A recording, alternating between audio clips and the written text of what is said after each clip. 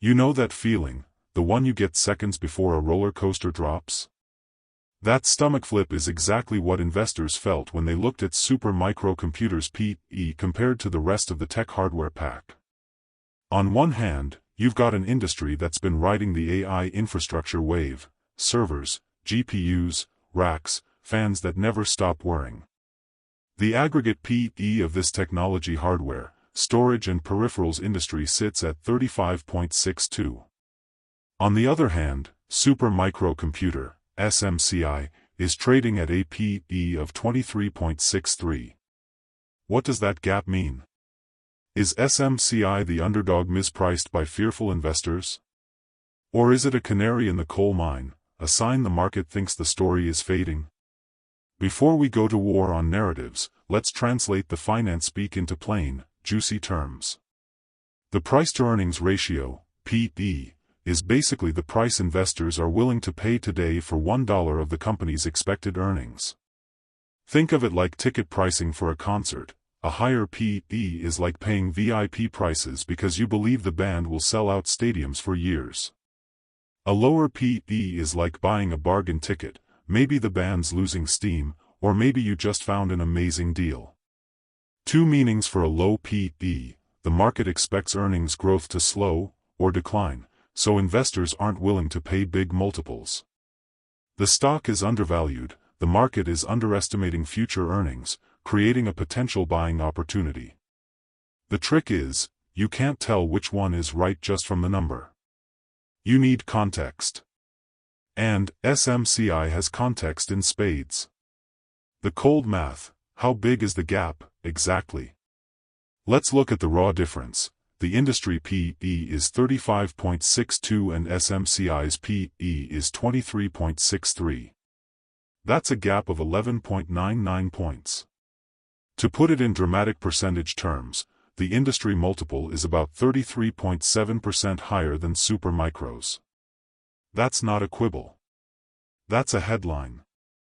If the industry is pricing in optimism, SMCI's valuation is signaling either caution or deep value, and that kind of gap gets traders and value hunters salivating. Now, pause for the cliffhanger. That difference sets the stage for the whole debate. Is the market sniffing out trouble at SMCI, or is it giving you a discount coupon the size of a small yacht? By the way, if you are benefiting from the content so far and want more like this, like the video, it means much to me, or hit the subscribe button and comment the word more. Just go ahead and type the word more so I know. Now that you have commented, let's continue. The middleman effect: why Supermicro's business model matters here. To understand the P/E gap, you need to understand what Supermicro actually does. They're not a fab. They don't make GPUs. They're the maestro of assembly. They take advanced compute parts, GPUs from NVIDIA, CPUs from Intel/AMD, cooling tech, power supplies, and build fully engineered, rack-ready servers that hyperscalers and big enterprises can bolt into their data centers.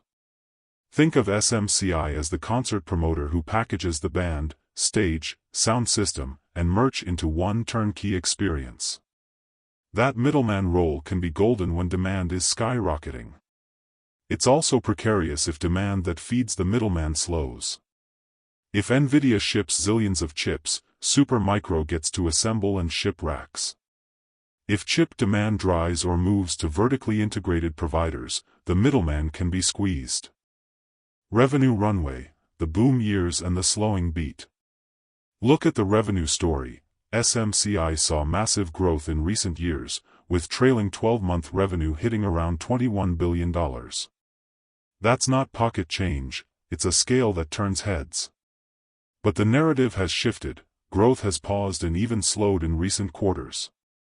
Why? Part of the lull is a natural cadence. Big chip providers cycle new architecture launches, NVIDIA product refreshes, for example, and customers sometimes pause purchases to wait for the next generation.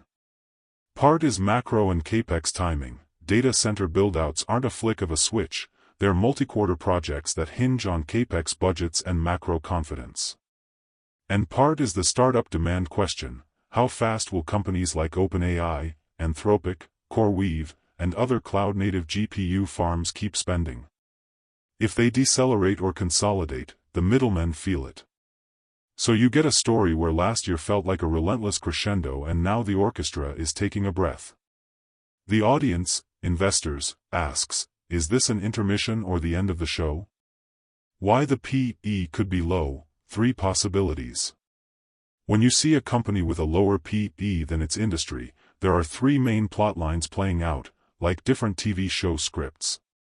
Let's read them aloud and see which one fits SMCI. Undervalued gem, value play.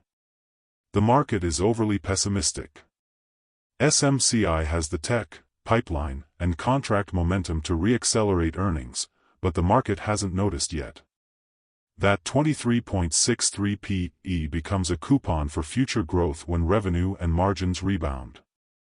Earnings slowdown, fundamental decay. The market is correctly pricing a slowdown, maybe long-term orders aren't as big as hoped, margins compress, or competition and vertical integration erode SMCI's role.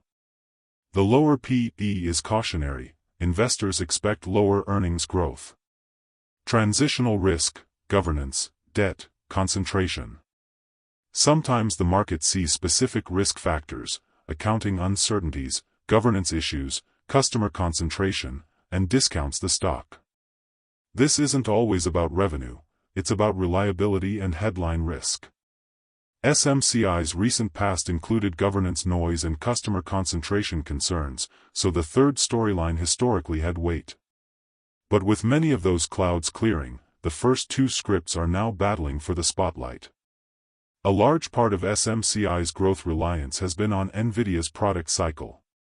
When hyperscalers decide to pause buying because they want the next-gen Blackwell or Rubin systems, companies like SMCI feel the lull.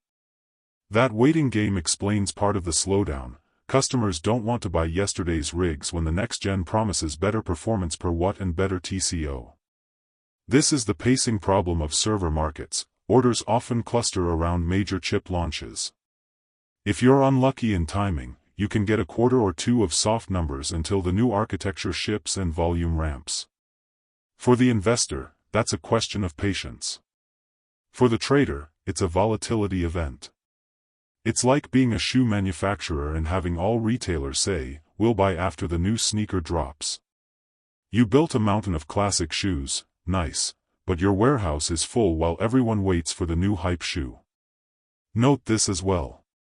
Do you want peace at heart? The next day John seeth Jesus coming unto him, and saith, Behold the Lamb of God, which taketh away the sin of the world. John 1:29. Fear God, and give glory to him, for the hour of his judgment is come, and worship him that made heaven, and earth, and the sea, and the fountains of waters.